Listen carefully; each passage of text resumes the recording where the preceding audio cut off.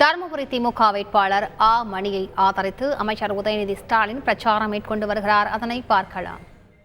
அப்போ ஒன்றிய பிரதமர் நம்ம அத்தனை பேரையும் வந்து விசாரிச்சாரா, வந்து பார்த்தாரா, என்ன பண்ணாரு? எல்லாரும் வீட்டுக்குள்ள போய் சிறையில் மாதிரி அடைஞ்சு கிடங்க, 6 மாசம் யாரும் வீட்டை விட்டு வெளில வராதீங்கன்னு சொன்னாரா? யாருக்காவது ஏதாவது வேலை வெட்டி இருந்துச்சா? வேலை இல்லை, அனைத்து கடைகள் எல்லாத்தையும் மூடிட்டாரு. ஏதாவது ஒரு இழப்பீடு தொகையாவது கொடுத்தாரா? தமிழ்நாட்டுக்கு ஒன்றிய பிரதமர் திரு மோடி அவர்கள் எப்பெல்லாம் வருவாரு? வெறும் தேர்தல் நேரத்தில் மட்டும்தான் வருவாரு. தேர்தல் நேரத்தில் உங்ககிட்ட வாக்கு கேட்கறதுக்கு மட்டும்தான் வருவார். ஆனா மக்களோடு மக்களாக, மக்களுக்கு எந்த பிரச்சனையாக இருந்தாலும் களத்தில் நிற்கிறது யாரு? நம்முடைய திராவிட முன்னேற்ற கழக தோழர்களும் தொண்டர்களும், நம்முடைய கூட்டணி கட்சி தொண்டர்களும் எப்பொழுதுமே பொழுதனுக்கு மக்கள் பணியில் ஈடுபடுறது.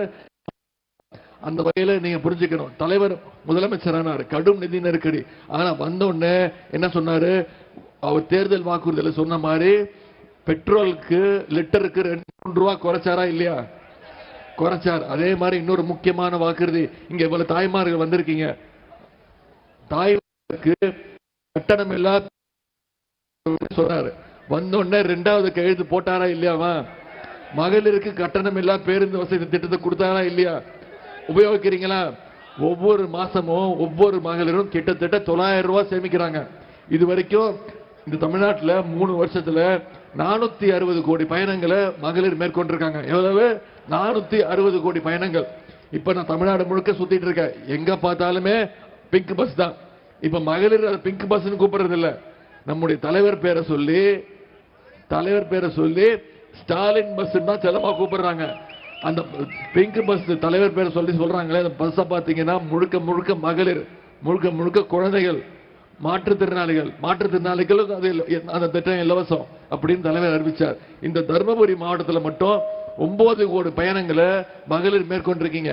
இந்த மாவட்டத்தில் மட்டும் 9 கோடி பயணங்களை மேற்கொண்டிருக்கீங்க தாய்மார்கள். அதே போல புதுவை பெண் திட்டம் ஒரு திட்டத்தை கொண்டு வருவார். பெண்கள் படிக்க வேண்டும், பெண்கள் வீட்டை விட்டு வெளில வரணும், படிக்கணும், பள்ளிக்கூடத்துக்கு போகணும், பள்ளிக்கூடத்துக்கு போன பட்டு பத்தாது, கல்லூரிக்கு போகணும், வேலைக்கு போகணும், படிக்கணும், சொந்த காலில் நிற்கணும், சம்பாதிக்கணும்னு புதுமை பெண் அப்படின்னு ஒரு திட்டம். அதாவது அரசு பள்ளியில் படிச்சீங்கன்னா, நீங்க காலேஜ் படிக்க போனீங்கன்னா, கல்லூரி, அது எந்த கல்லூரியா இருந்தாலும் சரி, உங்களுக்கு கல்வி ஊக்கத்தொகையாக மாசம் 1000 ரூபாய் உங்களுடைய வங்கி கணக்கில், அந்த மாணவியுடைய வங்கி கணக்கில் வைப்பு வைக்கப்படுகிறது. இதற்கு பேர் கல்வி ஊக்கத்தொகை புதுமை பெண் திட்டம். இந்த திட்டத்தின் கீழே இதுவரைக்கும் தமிழ்நாட்டில் 3 லட்சம் மாணவிகள் பயனடைஞ்சிருக்கிறாங்க.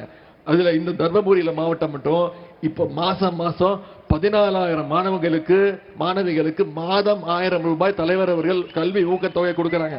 இப்ப மாணவர்களுக்கும் இந்த திட்டத்தை விரிவுபடுத்திருக்கிறார். மாணவர்களும் அரசு பள்ளியில படிச்சு கல்லூரி படிக்க போனா அவங்களுக்கு தமிழ் புதல்வன் அப்படின்னு திட்டத்தின் கீழே மாசம் 1000 ரூபாய் கல்வி ஊக்கத்தொகை இந்த ஆண்டிலிருந்து வழங்கப்படும்னு தலைவர் சொல்லியிருக்கிறார்.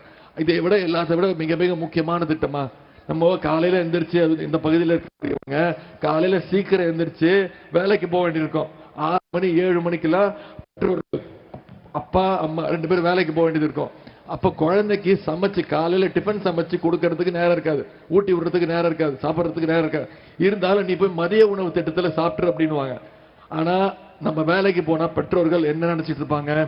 மனசுல இதையே நினைச்சிட்டு இருப்பாங்க, குழந்தைய வெறும் வயிற்றுல பட்டினியா அமிச்சமே, அவன் பசி மயக்கத்துல இருப்பானே, போய் படிச்சானா, தூங்கிட்டானா, கிளாஸ் ரூமுக்கு போனானா அப்படின்னு அந்த கவலையில் இருப்பாங்க.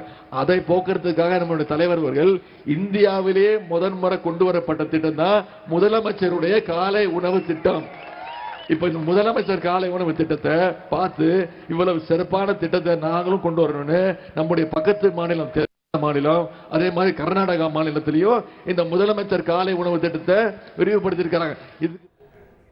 தர்மபுரி திமுக வேட்பாளர் ஆ மணியை ஆதரித்து அமைச்சர் உதயநிதி ஸ்டாலின் பிரச்சாரம் மேற்கொண்ட காட்சிகளை பார்த்தோம். செய்திகளை உடனுக்குடன் தெரிந்து கொள்ள உடனே சப்ஸ்கிரைப் பண்ணுங்க.